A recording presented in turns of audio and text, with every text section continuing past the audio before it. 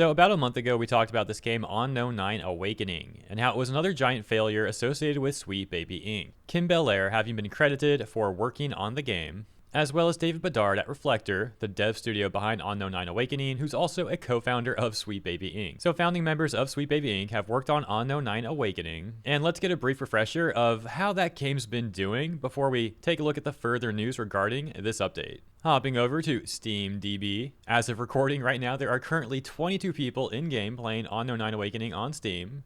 Review score sitting at 33.47%, astronomically terrible, as well as the player count, of course.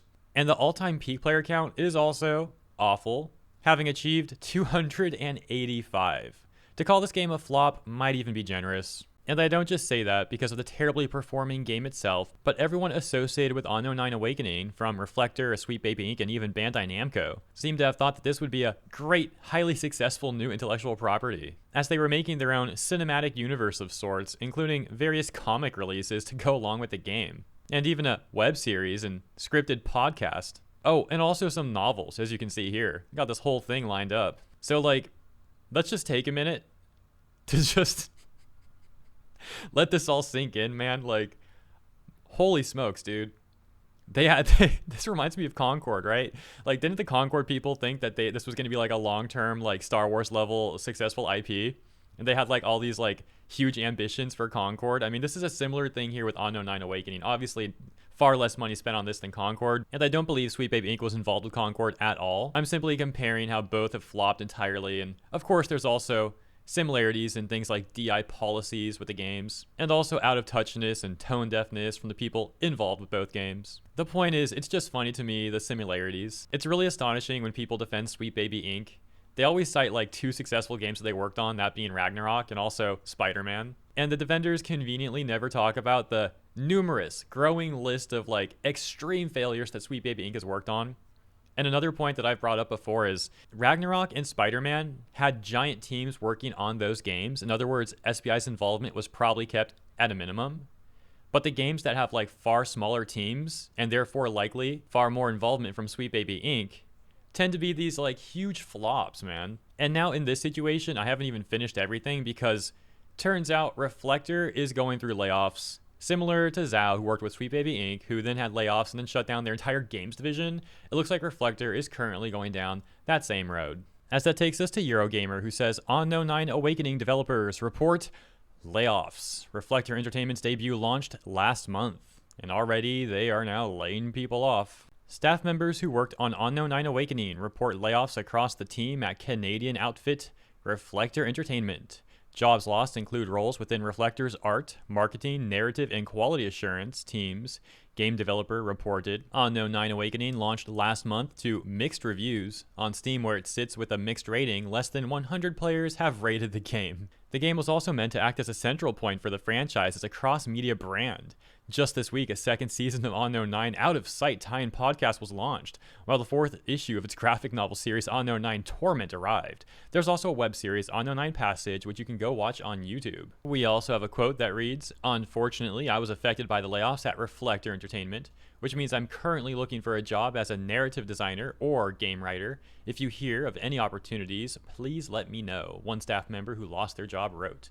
Eurogamer has contacted Bandai Namco for comment. They also mentioned that the protagonist Haruna was played in the final game by Anya Shalatra, aka Yennefer in Netflix's The Witcher. And it was the first project from the Montreal-based Reflector, co-founded by former Assassin's Creed Unity creative director Alexandre Amancio. Returning to David Bedard, you may have noticed that he had also worked over at Ubisoft, seemingly Ubisoft Montreal. There's a recurring theme with a lot of these consultation firms like Sweet Baby Inc. and others that they are based out of Canada, and it does seem like a number of the people working there do indeed have ties back to Ubisoft. A top comment on Arkotaku in Action discussing this news would say, "I would have loved to be a fly on the office wall of the people in charge when the sales numbers for those novels and comic books started coming in." What sales numbers? The response reading, "It's highly regarded. Why don't they do any market research and playtesting? Spend 5 minutes on YouTube and you'll see this is not a winning strategy. Virtue signaling may get you a lot of clicks, but it won't get you sales." To be quite frank though, all of this stuff is extremely bizarre. You would imagine that they would care about sales, but then they talk about they being Sweet Baby Inc. employees having been on record talking about wanting to burn the gaming industry to the ground. On top of that, we've seen how a number of these consultation firms and their associates have been grifting off of government money, attempting to use DI as a way of achieving ESG metrics, which helps them secure said funding. It's all extremely bizarre and corrupt, and clearly these people really shouldn't be in the gaming industry. They have no passion for games or gamers. As a matter of fact, lack of passion is an understatement. A lot of these people flat out despise gamers.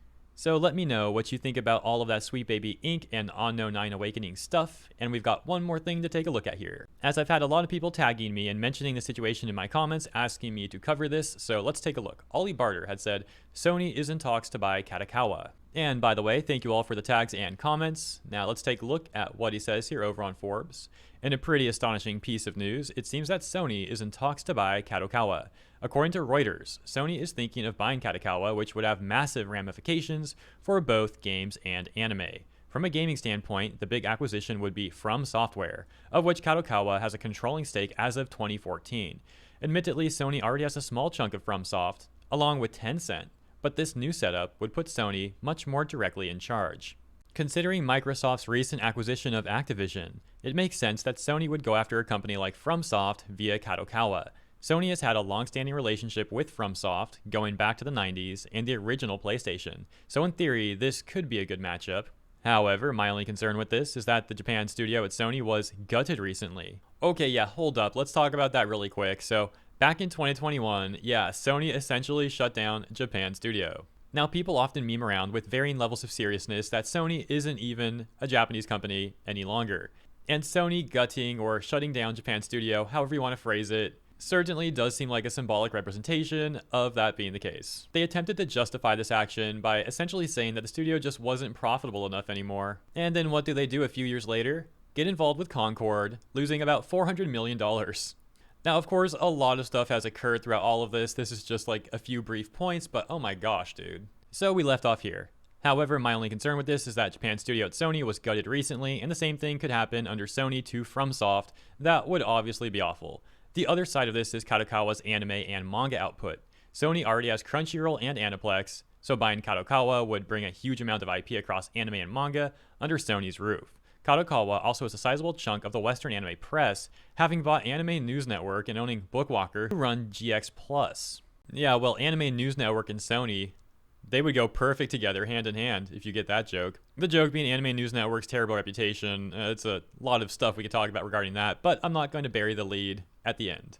The article would conclude saying, in short, this is a lot to take in and would have a dramatic impact across games and anime, not only in Japan, but also globally. Yeah, so I do think this would be pretty terrible stuff. Sony have an increasing grip, infesting their hands onto FromSoft even more. And clearly also not a good thing for the anime industry, in my opinion. We'll see how things continue to develop, but let me know what you think about all of this news, the Unknown 9 Awakening stuff and this Sony stuff at the end of this video. As always, thank you so much for tuning in. I hope you enjoyed my coverage, and if you did, please consider liking and or subscribing, and I'll see you in the next one.